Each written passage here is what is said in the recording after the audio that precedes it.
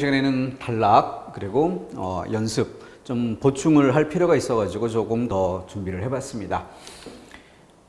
우선 교재에 있는 내용 중에서 꼭 견주어 볼 부분에서 2번하고 3번, 5번 주지를 중심으로 해서 상술이라는 것과 주지에 대해서 상술 자세하게 나눠 서술한다. 그리고 부연, 상술과 부연은 어떻게 다른가 견주어 볼 필요가 있죠.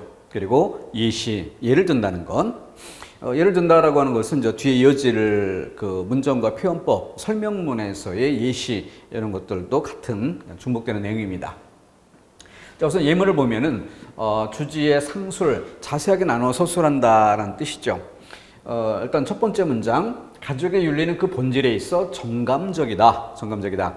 자, 여기 대해서 두 번째 문장을 보시면은 가족이라는 집단에 있어서 안녕과 질서의 원리가 되는 것은 여기까지가 주어 부에 해당되는 것이고, 그래서 가족이라는 것에서 가족 질서의 원리가 되는 것은 권리와 의무를 따지는, 괄호로 묶어서 수식어가 되죠. 권리와 의무를 따지는 해서 이것은 법, 이걸 꾸미고 있고, 혈연적 관계의 근거를 둔 정이요 덕이다. 그러니까 여기서는 두 가지를 이야기하면서 가족을 이야기할 때 가족이 아닌, 가족에 해당되는 것이 아닌 다른 것을 끌어들여서 그것과 견주어 차이점을 부각시키면서 가족에 해당되는 것의 특징을 꼬집어낸, 그러니까 이 뒷부분에 초점을 두고 이해를 해야 되겠죠.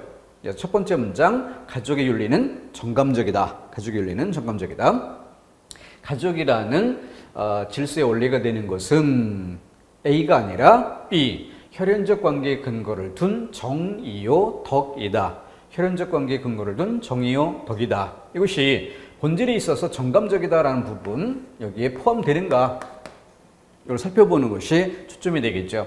그래서 상술, 바로 정감적이라는 것을 자세하게 나누어 서술했다라는 점, 이걸 확인해 두는 것이 정리할 포인트가 되겠죠.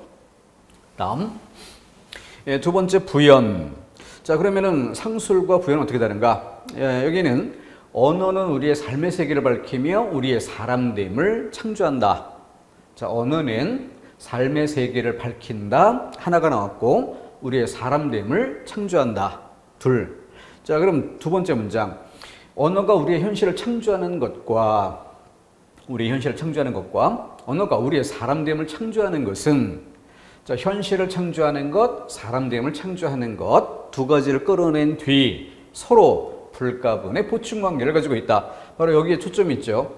이 두 가지는, 자, A와 B, 둘은 서로 불가분의 보충관계를 가지고 있다.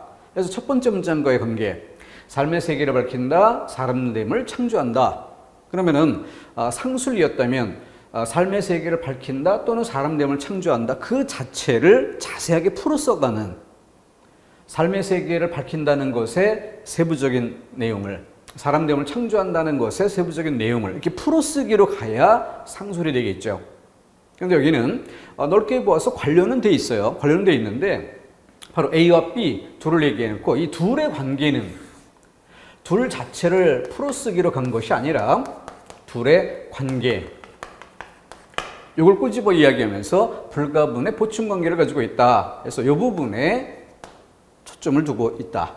그렇기 때문에 이것을 직접 풀어 쓰는 그런 형태의 상술이 아닌, 관련은 있으나 포함된 내용이 아닌 다른 것을 덧붙이는, 그렇기 때문에 글자 그대로 부연, 덧붙여 쓰기, 이렇게 이해해 주면 되겠습니다. 포함된 것이 아닌 관련된 내용 자체가 없다면 단락의 통일성에 어긋난다는 문제점이 될 수 있습니다. 그렇기 때문에 이 부연이라고 하는 것은 이미 쓰인 글을 긍정적으로 수용하는, 받아들이는 지점에서 평가할 때 부연이라 할 수 있는 거지만, 조금 좁은 시각을 가지고 단락의 통일성, 이런 관점에 접근한다면 통일성을 해치는 문장, 첫 번째 문장에 비해서 두 번째 문장은 통일성을 해치는 것, 이렇게 평가될 수도 있다.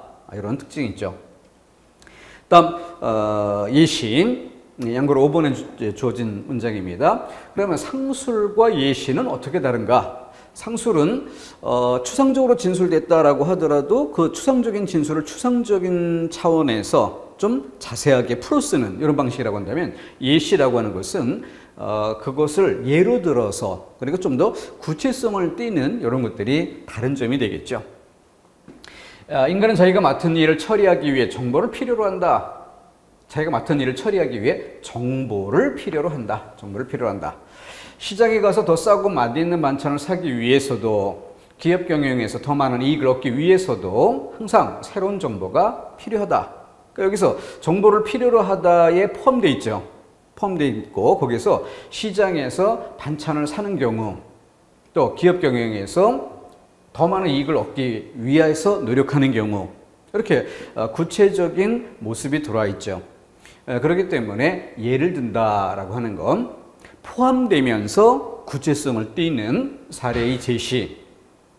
근데 상술이라고 하면은 자세하게 풀어 쓴다는 점은 있지만 그리고 또 포함된다는 점은 공통되지만 이렇게 구체성을 띈다는 것을 꼭 전제하지 않게 되는 거죠. 그래서 추상적이어도 동그라미 2개 수준의 추상적인 진술을 그 안에 포함되어 있는 동그라미 하나 수준의 그러나 여전히 추상적인 이런 형태로 풀어쓰기로 들어가는 것을 상술이라고 한다면 여기는 똑같은 조건에서 공통되는 지점에서 구체성을 띠는 것을 제시하는 것, 이것이 예시라는 것의 차이점이다. 그 정도. 자, 이것은 좀 미묘한 그 특성이 있기 때문에 서로 견주어서 점검을 해보는 이런 것들이 향후 독해 문제를 풀어가는데도 크게 도움이 될 것입니다. 꼭 챙겨야 될 부분이겠고요. 다음 넘어가서 봅니다. 단락의 긴밀성과 응집성, 단락 중에서도 특히 중요한 부분이고 그래서 이거는 쓰기에서 뒤에 읽기, 독해 문제 풀이로 이어져야 되는데 그런 부분을 연결하는 지점에서 꼭 짚어볼 만한 앞에서 강조를 했었지만 다시 한번 연습해보자라는 차원에서 짚고 갈 부분을 끌어들여 봅니다. 자, 보충 페이지예요.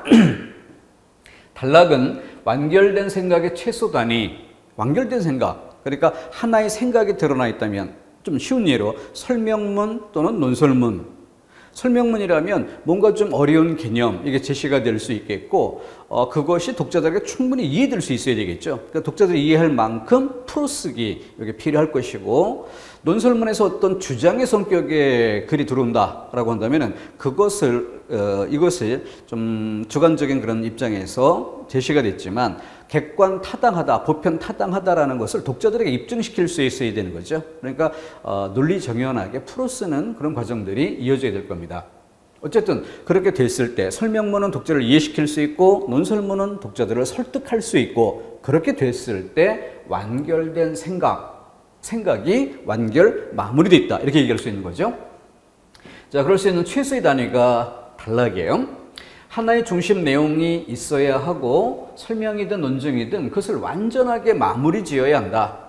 이런 단락은 여러 개의 문장으로 이루어지는데 이 문장들 간의 관계는 긴밀하게 결합되어야 하고 여러 개 문장으로 이어질 때 이 문장과 문장의 관계가 긴밀해야 되고 매끄러운 흐름이 있어야 하고 중심 내용의 응집 이렇게 푹 퍼진 느낌이 아니라 집중되는 탄력 있는 그런 관계로 맺어져야 한다. 자, 이것이 단락과 그 단락을 구성하는 문장들 간의 관계라 할 수 있겠습니다. 다음 두 번째, 단락의 긴밀성을 해친 것을 고르는 문제에서 중심 문장의 내용과 상반대 문장이 이어지는 것은 가장 쉽게 고를 수 있다. 중심 내용과 반대되는 내용이 들어오는 이거는 초보적인 단계에서도 특별히 공부를 하지 않은 사람도 다 맞출 수 있는 문제가 되는 거죠. 항상 우리가 문제에 관심을 가져야 되는 것은 합격을 좌우할 만한 수준에 있는 문제 여기에 눈높이를 맞추고 그것을 어떤 조건에서든 어떤 분야의 내용이 들어오든 흔들림 없이 답을 풀어낼 수 있는 그 능력을 갖추는 것이 우리의 목표죠. 그렇기 때문에 뻔히 시험 문제 나왔을 때 누구도 틀리지 않을 법한 이런 문제를 연습하면서 자기 만족적으로 공부하는 이것은 아무 의미가 없는 것이죠. 그래서 그런 것들은 누구나 쉽게 이해할 수 있는 거고, 자, 주의할 점. 수험생들이 가장 어려워하는 것은 초점이 이동되는 경우다. 초점이 이동되는 경우. 이때 언뜻 보면은 그 주어진 주제문에서 다룬 내용과 관련이 있어 보이기도 하고, 그러니까 실제 틀렸음에도 불구하고 맞는 것 아닌가라는 착각을 할 수 있는 이런 것들이 시험 문제로 들어왔을 때 문제가 된다는 거죠. 그러니까 이와 같은 것들이 우리가 도달해야 될 목표이고 우리의 눈높이가 거기에 딱 맞춰져 있어야 되고 그런 상태에서 연습, 훈련이 들어간다면은 시간 투자한 것만큼 분명한 성과를 끌어낼 수 있을 것입니다. 자, 이 학습 활동을 위해 전제되어야 할 것으로 어휘 간의 관계 파악, 어휘 간의 관계 파악. 앞에서 우리 단어, 문장, 단락 이렇게 이야기하면서 단락을 구성하는 것은 여러 개의 문장이고요. 그리고 또 한 문장을 잘라놓고 보면 한 문장 속에는 또 여러 개의 단어로 구성되어 있어요. 결국 핵심이 되는 단어와 단어 이 둘의 관계가 좀 대등적이며 열거된 듯한 이런 관계라고 한다면 이것을 담은 문장도 두 문장이 대등하고 열거된 이런 양상이 되겠죠. 핵심적인 두 단어가 논리적인 인과관계에 놓인다라고 한다면 그것을 담고 있는 문장 또한 두 문장의 관계가 논리적인 인과관계가 될 수 있을 겁니다. 그렇게 어휘 간의 관계 여기서부터 정확히 점검에 들어가는 그런 연습 이게 있을 때 문장에 대해 바르게 이해할 수 있고 또 그 문장과 문장의 관계를 따져서 단락이라는 차원에서 올바른지 타당성을 평가해 볼 수 있겠다. 서로 긴밀히 연결되어 있다는 뜻이죠. 그래서 단어, 문장, 단락 한꺼번에 유기적으로 연습해야 될 관련 부분입니다. 자, 이문 보겠습니다.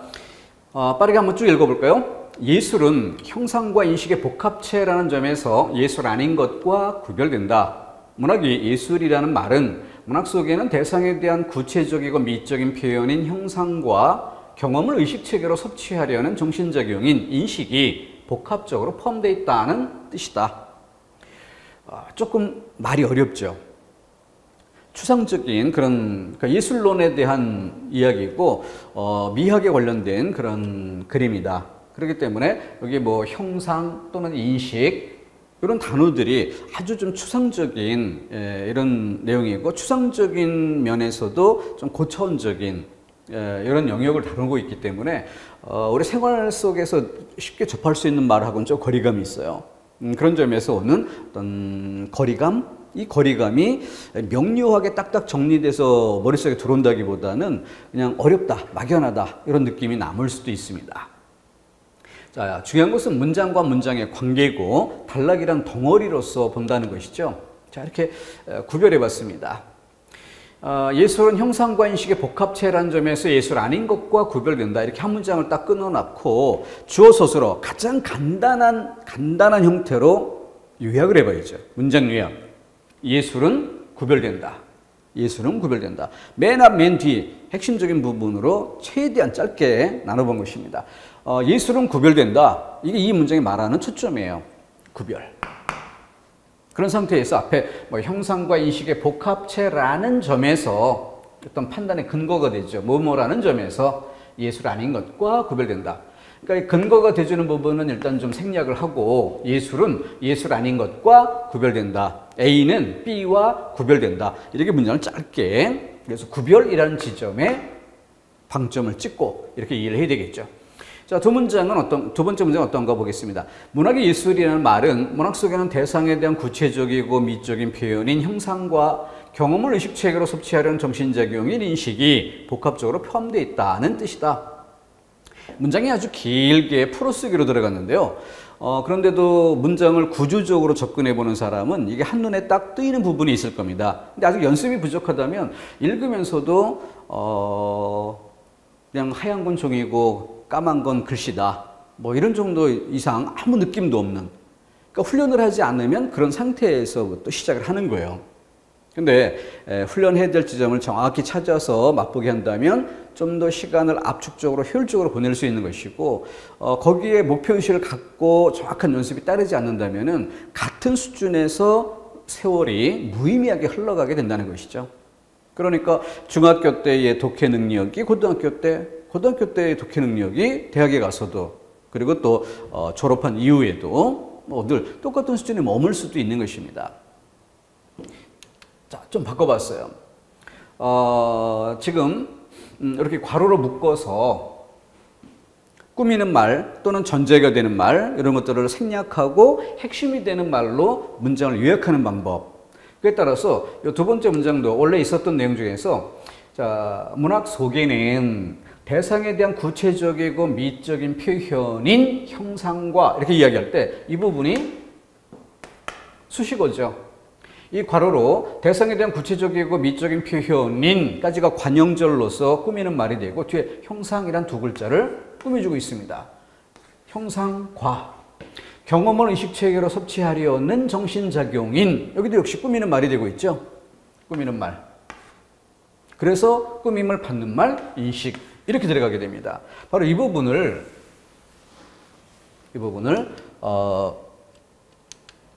이렇게 색깔을 조금 검게 그래서 눈에 띄는 부분이 문학 속에는 형상과 인식이 A와 B가 복합적으로 포함되어 있다는 뜻이다. 이렇게 문장이 요약되는 걸 볼 수 있죠. 첫 번째 문장 어땠습니까? 형상과 인식의 복합체라는 점에서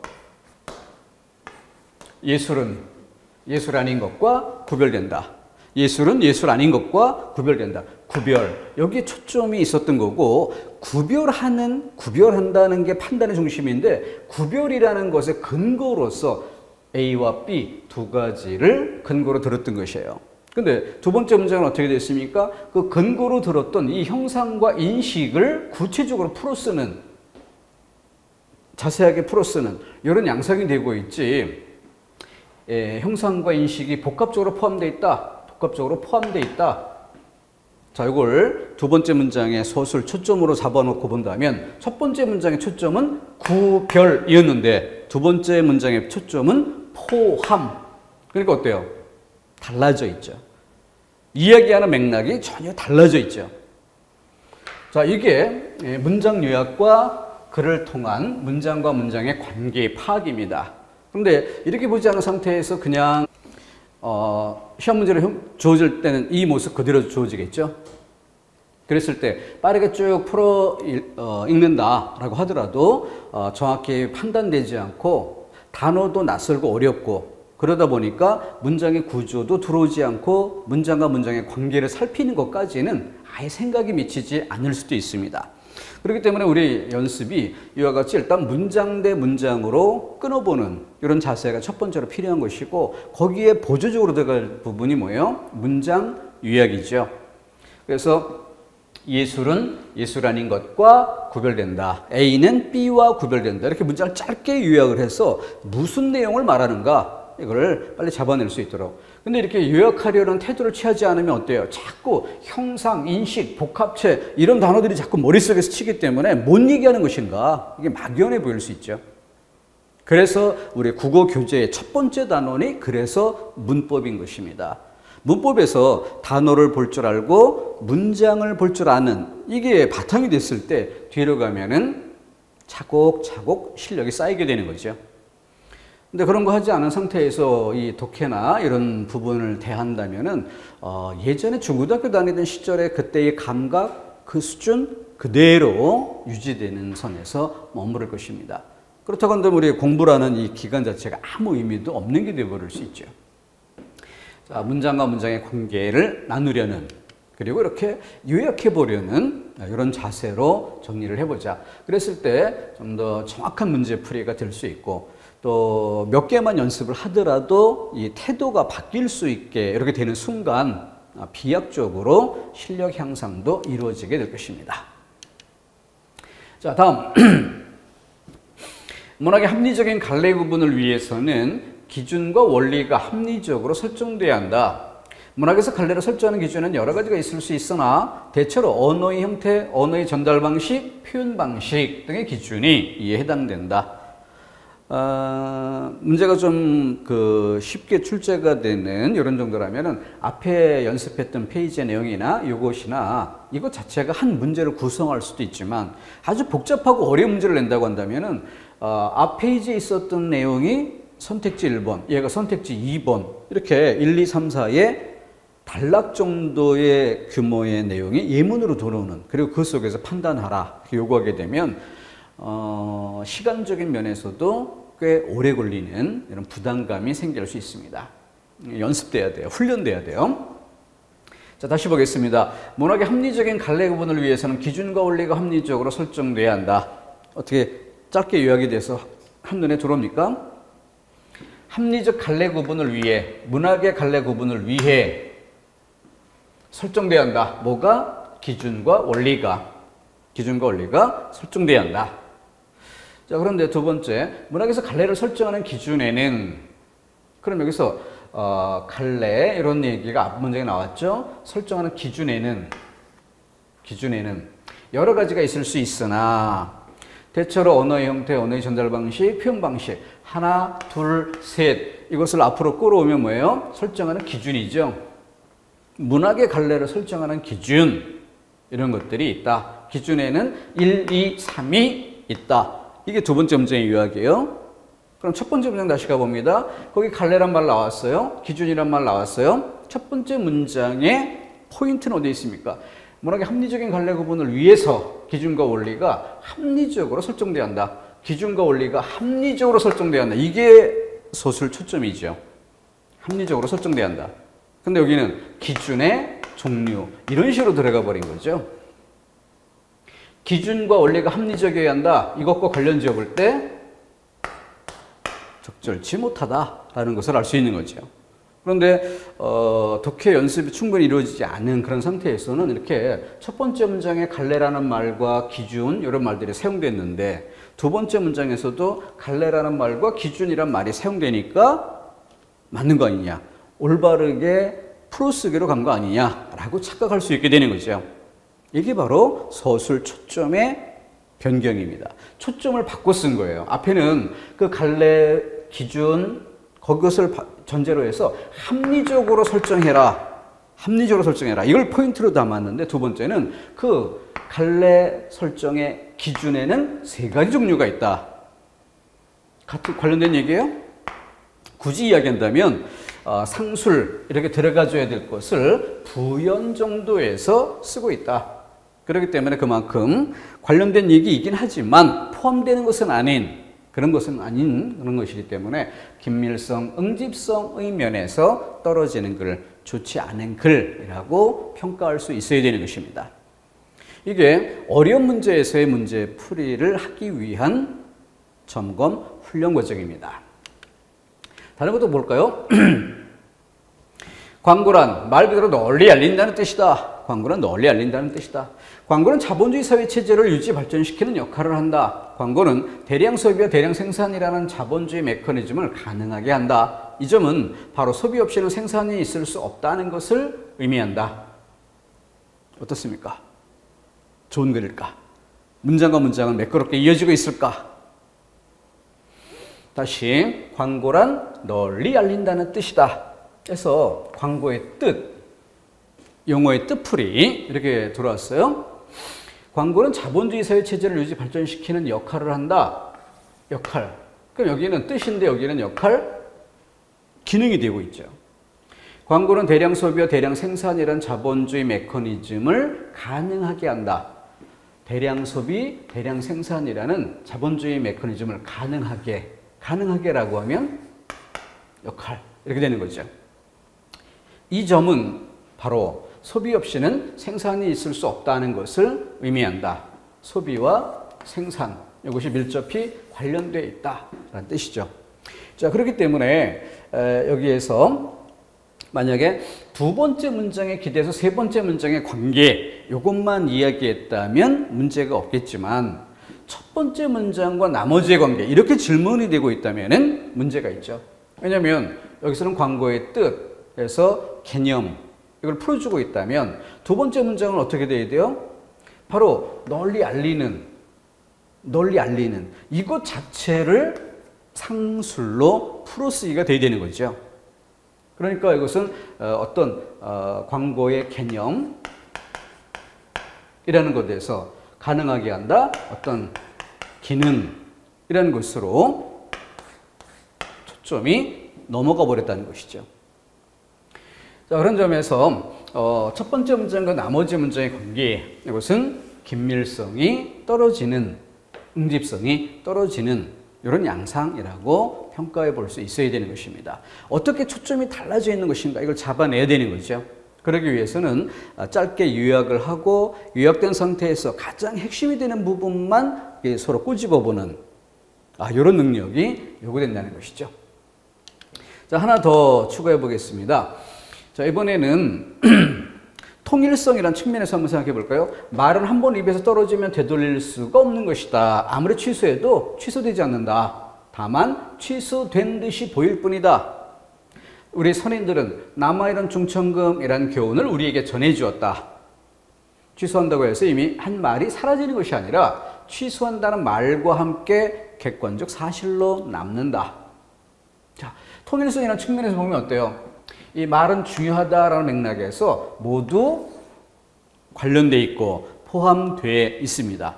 통일성이라는 시각에서 모두가 맞다. 그죠? 근데 여기서 문제가 되는 것은 이렇게 아무리 취소해도 취소되지 않는다. 다만 취소된 듯이 보일 뿐이다. 그래서 취소하려고 해도 취소되지 않는다. 취소된 듯 보일 뿐이다. 취소한다고 해서 사라지는 게 아니라 그 취소란 말 때문에 뭔가 말을 잘못했었다는 객관적 사실이 더 분명하게 확인된다라는 것이죠. 이런 상태에서 이 부분은 어때요? 서체를 좀 달리 아예 구분을 해놨었는데요. 다만 취소된 듯이 보일 뿐이다. 취소한다고 해서 이미 한 말이 사라지는 것이 아니라 취소한다는 말과 함께 객관적 사실로 남는다. 바로 이 부분에 뭐예요? 긴밀한 응집된 연결. 그 부분이 중간에 얘 때문에 맥락이 뚝 끊기는 문제점이 생기는 것이죠. 그러니까 주제문을 중심으로 해서 매 문장이 이 단락 안에 필요한가 아닌가로 보면 다 필요 문장들이에요. 통일성이 확인되는 문장입니다. 그러나 통일성의 관점이 아니라 긴밀성의 관점으로 볼 때 세 번째 문장, 다섯 번째 문장, 세 번째 문장에서 다섯 번째 문장으로 이어져야 되는 그 흐름을 네 번째 문장이 흐름을 끊고 있다. 누군가가 이야기하고 있는데 딴 사람이 말을 자르고 들어오는 것과 같은 이런 엉뚱한 느낌. 자, 그러니까 이것은 그 배열 위치에 문제가 있다. 그러면 통일성에는 해당되지만 긴밀성이라는 측면에서는 적절치 못한 경우, 바로 네 번째 문장 때문입니다. 그러면은 이 문장의 위치를 이렇게 한번 바꿔보면 어떨까요? 말은 한 번 입에서 떨어지면 되돌릴 수가 없는 것이다. 말은 중요하다 이런 정도에서 일반론으로 생각해 봅시다. 그리고 그에 대한 속담으로 우리 선인들은 남아있는 중천금이라는 교훈을 우리에게 전해주었다. 이걸 그 다음 이야기하고 그런 다음 아무리 그 잘못된 말을 아무리 취소하려고 해도 취소가 되지 않는다. 취소된 듯 보일 뿐이다.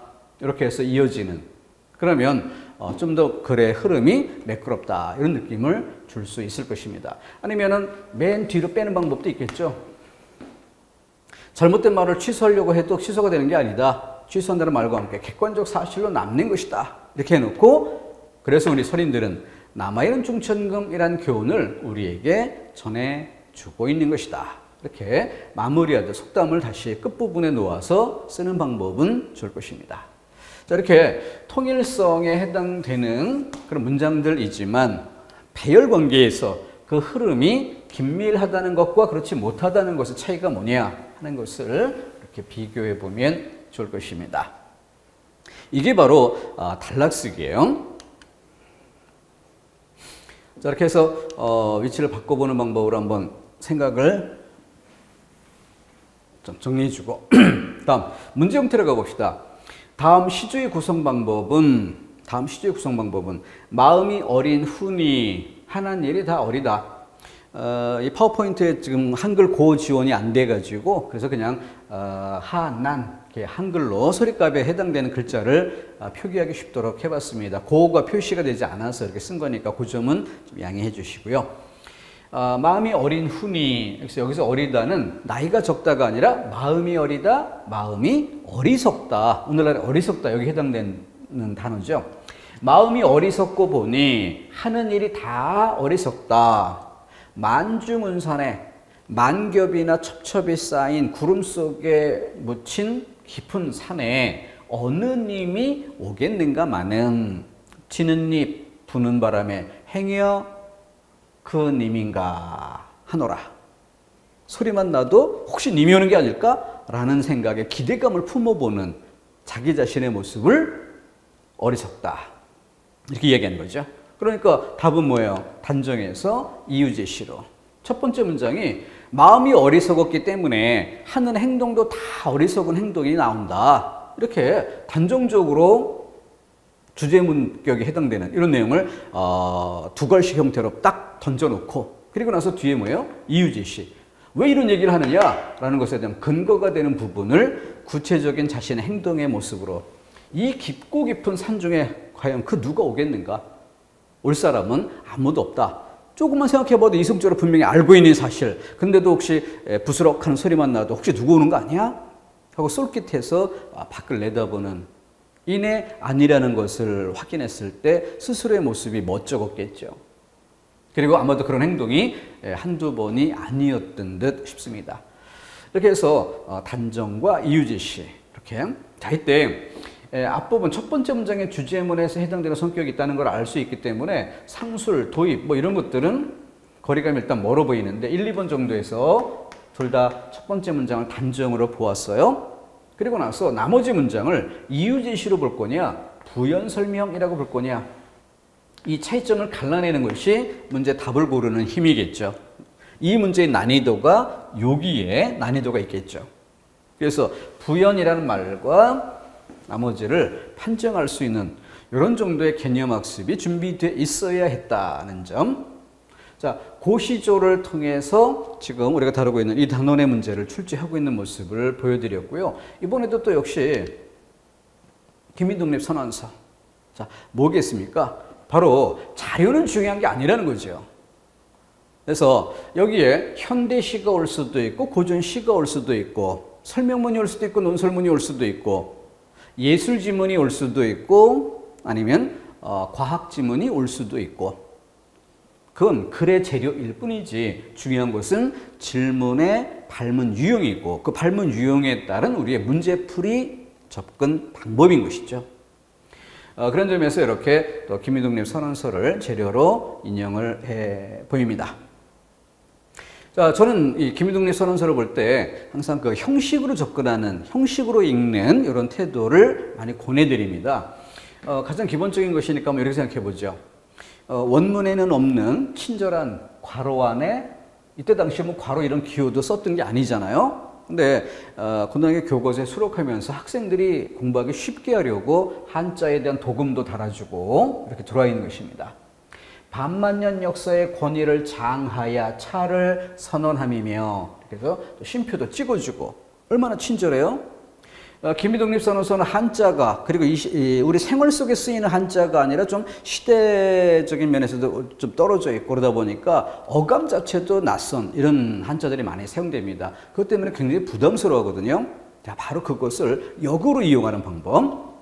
저 쉼표 앞에 선언함이며 2천만 민중의 성충을 합하여 차를 포명함이며 민족의 항구 여일한 자유 발전을 위하여 차를 주장함이며 인류적 양심의 발로에 기인한 세계 개조의 대기운에 수능 병진하기 위하여, 숨도 차고 뭔 얘기를 읽었는지도 머릿속에 남지도 않고, 근데 어쨌든 차를 제기함이니, 이렇게 돼 있어요.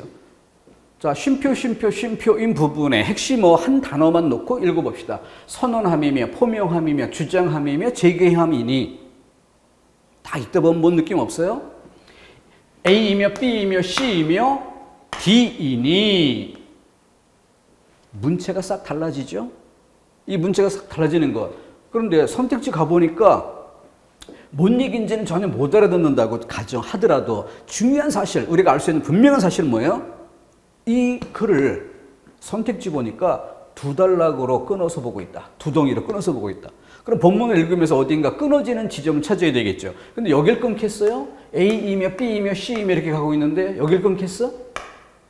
그러니까 끊어야 될 위치가 여기다라는 정도는 쉽게 알 수 있는 거죠. 선택지가 두 개씩 얘기하고 있으니까. 근데 선택지가 이렇게 해서 또 뭔가를 이렇게 주는 이런 형태로 선택지가 나왔다면 본문의 내용을 세 덩이로 끊어서 봐야 되겠죠. 근데 지금 두 동의로만 끊어보라는 힌트를 주는 거 아닙니까? 그래서 여기를 끝낸 거예요. 왜? 문체상 여기에는 도저히 끊어질 성질이 아니니까 A며 B며 C며 이렇게 쭉 열고 하고 있는데 그 중간을 누가 끊겠습니까? 이건 바보도 그렇게 하지 않을 거야. 여기가 끊어질 위치. 자, 그러면은 전제와 주지, 원인과 이유, 예시와 결론. 그럼 용어 사용의 기준이 조금 달라져 있긴 한데 주지, 결론, 아무튼 좀 뭔가 뒤쪽에 무게중심 이런 느낌을 주는데 얘는 반대로 앞쪽에 무게중심 싹 달라지고 있죠. 자, 그럼 이번에는 두 동의를 나눈 지점 여기를 찾아내는 데는 누구도 어렵지 않게 할 수 있겠고 그러면은 이렇게 보면 되죠. 무게중심이 앞에 있을까 뒤에 있을까 이걸 선택하면 되겠죠. 앞에 있을까 뒤에 있을까. 자, 그럼 다시 한번 아까처럼 읽어봅니다. 선언함이며 포명함이며 주장함이며 제기함이니 A이며 B이며 C이며 D이니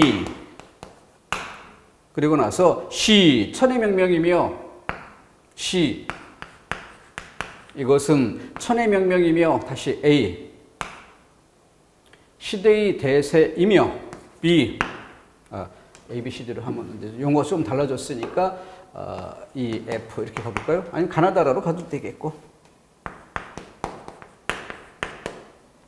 이는 A며 B며 C이니 전 인류 공전 동서권의 정당한 별동이라 이렇게 이어지는 이 덩어리에서 앞에 덩어리와 뒤에 덩어리 중 뭐가 더 중요할까?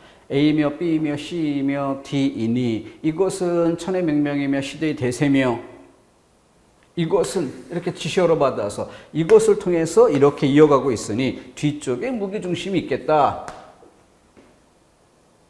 그런 정도에서 선택지를 절반으로 줄이고 그러면은 주지든 결론이든 어쨌든 둘 다 똑같은 얘기라고 보고 그럼 뒤에 뭔가 중요한 내용이 있다라고 할 때 이걸 기준으로 해서 이 앞부분에 A며 B며 C며 D이니 라는 이 내용은 전제라고 해야 될까 예시라고 해야 될까 이것만 구별하면 답이 결정되는 것이죠. 자, 이것은 무엇이다 이렇게 뭔가 중요한 얘기를 끌어낸다 라고 할 때 그것에 대해서 선언함이며 포명함이며 주장함이며 제기함이니 라고 하는 것은 전제를 둔 것일까?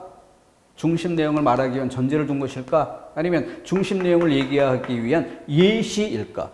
근데 우리 앞부분에서 예시라는 것에 대해 얘기했죠. 예시. 상술처럼 그 주제문에 포함되면서 자세하게 서술하는 그런 차원에서 예를 든다? 구체성을 띠는 사례를 제시한다. 여기는 선언하다, 포명하다, 주장하다. 그러니까 어때요? 예시라 보기는 어렵다. 이런 점에서 답을 결정할 수 있는 것이죠. 자, 이렇게 문제를 풀 때 지금은 제가 일부러 형식적 짜임 위주로 글의 내용을 파악하도록 이렇게 지적을 드려봤고요. 그렇기 때문에 문장의 내용을 직접 파악하는 것에는 크게 강조점을 두지 않았어요. 다시 한번 읽어볼까요? 반만년 역사의 권위를 장하여 차를 선언함이며 2천만 민중의 성충을 합하여 차를 포명함이며 이 내용을 다 파악하지 않았음에도 불구하고 쉼표가 찍힌 이 부분에 나열된 짜임새 그 핵심적인 단어만 놓고 보고 선택지에서 두 동의로 설명하고 있음에 기대어 본문 안에 어디쯤 끊어볼까? 끊어 읽을 위치 이걸 살펴본 뒤 그리고 다시 선택지 소구법 하듯이 선택지 보니까 뒤쪽에 중심 내용을 둔 선택지가 보이고 앞쪽에 중심 내용을 앞쪽으로 설명하는 선택지가 보이고 그런 정도에서 앞이 중요하냐 뒤가 중요하냐 그걸 무엇으로 내용도 내용이지만 문체 형식적인 측면만 고려하고도 방향을 가늠할 수는 있다. 그렇게 해서 문제의 답을 찾아가는 이런 방법을 소개해 드린 것입니다. 이게 바로 형식적 짜임 위주로 문제를 푸는 방법이에요. 그거 좀 유념토록 해주시고요. 자, 마지막으로 한 문제만 더 연습을 해볼게요. 이 문제를 또 소개드리는 것은 9급에 출제된 문제 중에서 출제된 시기가 꽤 오래됐어요. 아주 오래 묵은 자료인데 요즘에 출제되는 문제와 견주어 봐서도 난이도도 높고 또 당시 이 문제가 출제됐던 당시 굉장히 많은 수험생들이 이 문제를 틀렸습니다. 그러니까 어떤 그 출제자가 유도했던 함정이 있었는데 수험생들이 출제자 그 의도에 따라서 함정에 모조리 빠지는 이런 양상을 보였던 거죠. 그래서 시험 직후에는 정답에 대해 서로 논란이 좀 생기기도 했던 잘못된 문제풀이가 소개되기도 했던 그런 문제이기도 합니다. 자, 문제 한번 짜임새 보세요. 다음 글 가와 나의 공통된 논지 전개 과정을 바르게 정리한 것은 우리 앞에 두 문제를 풀어봤는데 이 문제는 일단 짜임새 면에서 어떤 게 다릅니까? 한 단락의 짜임새를 묻는 게 아니라 두 단락의 공통된 논지 전개 과정, 두 단락의 공통점을 잡아내야 되는 거예요. 이게 이 문제의 포인트입니다. 그러면서 이 문제를 매개로 우리가 뭐 이렇게 주지, 예시, 전제, 부연, 상술 뭐 등등 이렇게 용어로 출제되는 이런 문제는 참 많이 만나보게 되죠. 근데 이런 문제들이 그냥 장난으로 제시되는 게 아니고 그리고 감 잡아서 느낌으로 푸는 이런 문제가 아니라는 매우 과학적 개념에 근거해서 정확한 짜임새로 질문되고 있는 이런 것임을 보여주는 예입니다. 국어 공부가 과학 공부하듯 수학 공부하듯 그렇게 정교하게 들어갈 필요가 있다. 이걸 보여주는 얘기도 한 것이에요. 근데 많은 사람들은 중고등학교 때 해왔던 거기 때문에 그냥 설렁설렁 느낌으로 풀어가려는 경우가 많은데 그렇기 때문에 자신이 가지는 그 점수대가 변하지 않는 이런 상태가 반복이 되는 것입니다. 태도와 방법을 바꿔야 돼요. 자, 가단락 보겠습니다. 인공위성을 이용한 원격 측정 기술은 각종 전자파 센서를 이용하여 대기 중의 오존이나 수증기와 같은 구성물질의 전 지구적 분포를 측정하는 데 커다란 역할을 할 것이다. 커다란 인공위성을 이용한 그런 것들은 커다란 역할을 할 것이다 라고 얘기를 했어요. 첫 번째 문장입니다. 다음, 미국은 적도를 따라 바다에서의 강수량을 측정할 수 있는 극초단파 센서를 장착한 인공위성을 쏘아 올릴 예정이고 오존이나 수증기 연직 분포를 인공위성에서 측정할 수 있는 방법 등을 연구 개발 중이다. 미국은 이러하다. 우리나라도 최근에 과학 로켓 1호와 2호에 이렇게 세 개 덩어리로 나눠져 있어요. 다시 한번 첫 번째 덩어리, 인공위성을 이용한 원격 측정 기술은 이러하다. 두 번째, 미국은 이러하다. 세 번째, 우리나라도 이러하다. 그리고 나서 선택지로 와봤더니 주지, 예시, 부연. 주지, 인공위성을 이용한 원격 측정 기술. 예시, 미국의 경우. 그리고 우리나라의 경우를 부연 설명했다. 딱 맞아떨어지는 느낌. 그래서 1번을 답으로 고른 수험생이 엄청나게 많았었고 더 재밌는 거는 우리가 시험 문제를 보면 똑같은 시험 문제를 서로 컨닝하지 말라고 가형, 나형 이렇게 문제 배열 순서를 좀 달리해서 두 가지 형태로 인쇄를 하죠.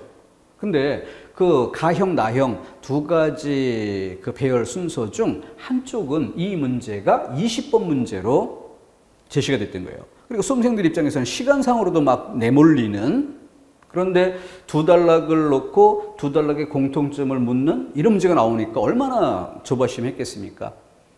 내용도 뭐 그리 간단한 내용은 아니었고 그런 상태에서 가단락을 딱 보고 대충 나름대로 분석을 좀 한다고 해봤는데 1번 보니까 딱 맞아 떨어지는 거야. 그래가지고 1번을 고른 수험생들이 엄청나게 많았던 것이고 그들이 다 전멸했던 겁니다. 왜냐하면 분명히 질문은 두 단락에 공통된 이렇게 물었어요. 그럼 나단락을 볼까요? 지상에서 레이저 광선을 발사해 대기 중의 구성물질을 측정하는 원격 측정 기술도 자 그럼 공통점이 원격 측정 기술이에요. 가단락은 인공위성의 경우, 나단락은 지상에서 레이저로 측정하는 방법. 자, 그리고 나서 이 첫 번째 문장이 가단락의 첫 번째 문장과 똑같다라고 보고, 그럼 두 번째 문장이 미국의 경우 이렇게 예시라고 볼 수 있었죠?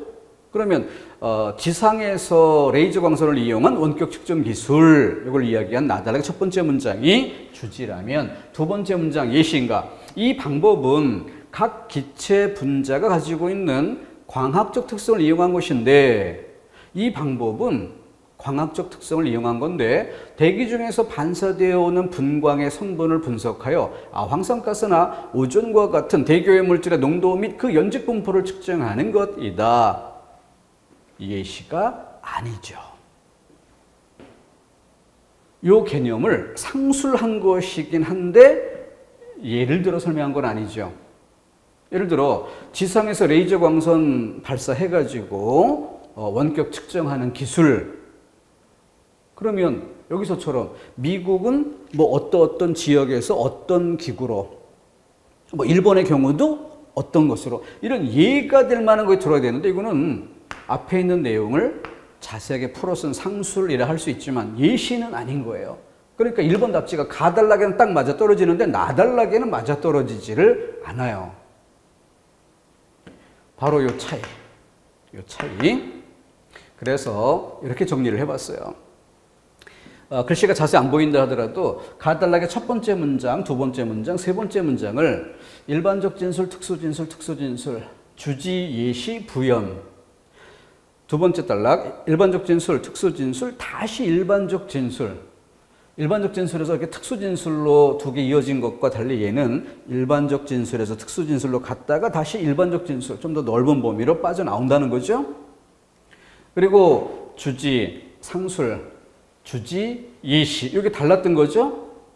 그러면서 마지막은 부연이라 할 수 있겠다.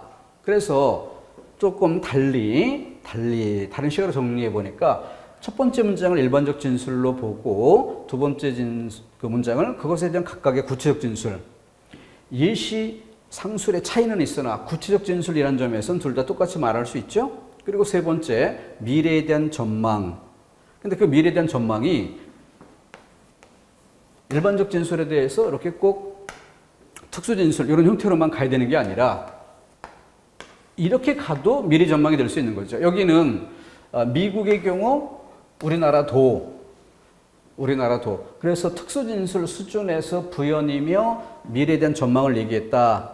장착될 날도 멀지 않았다. 미래에 대한 전망 이렇게. 근데 여기는 바로 미국의 경우 우리나라의 경우 이렇게 특수 진술로 간 게 아니라 21세기에는 이렇게 전체적으로 이야기하고 있기 때문에 동그라미 두 개 수준이라고 본 것이고, 수행할 것으로 예상된다. 뭐뭐도 멀지 않았다. 이것처럼 예상된다. 그래서 미래 전망이라고 부르는 데는 아무 문제가 없더라. 자, 그래서 두 단락의 공통적인 전개 방식이라고 했을 때 4번 일반적 진술, 구체적 진술, 그리고 미래 전망 이런 선택지가 또 있었고 이거는 두 단락에 정확히 맞아 떨어지는 것이었어요. 자, 다시 한번 1번 선택지 함정이었습니다. 가단락을 분석하고 보니 가단락에 꼭 맞아 떨어져 보이는 1번 답지가 보였고 많은 사람들이 시간상 막 심적으로 내몰리는 상황에서 얼마나 반가웠겠어요. 그래서 많이 골랐는데 이 1번은 나이는 적용되지 않았더라. 근데 그 차이를 구별할 수 있는 개념적 수준이 어느 정도예요? 바로 예시라는 말과 상술이라는 말의 차이였던 거죠. 우리 이번 시간 첫 번째 페이지에서 지적했던 것처럼 교재 예문 연습했던 것처럼 그 차이가 이 문제를 갈라놓는 건데 검증 차원에서 한번 짚어보겠다는 태도만 있었더라도 실수를 막을 수 있었을 텐데 실제로 그렇지 못했던 수험생이 아주 많았던 그런 사례였습니다. 그렇기 때문에 요즘 출제되는 문제보다 훨씬 짜임새가 좋다고도 할 수 있어요. 그만큼 중요한 가치가 있었기 때문에 좀 오래된 문제였지만 이 문제로서 우리가 앞에서 이제 쓰기 영역에서 공부해야 될 내용을 한번 아우르면서 앞으로는 독해 문제풀이 쪽으로 이어져야 되잖아요. 이것을 중간에서 연결하는 지점에서 꼭 한번 짚고 넘어갈 그런 핵심적인 포인트였습니다.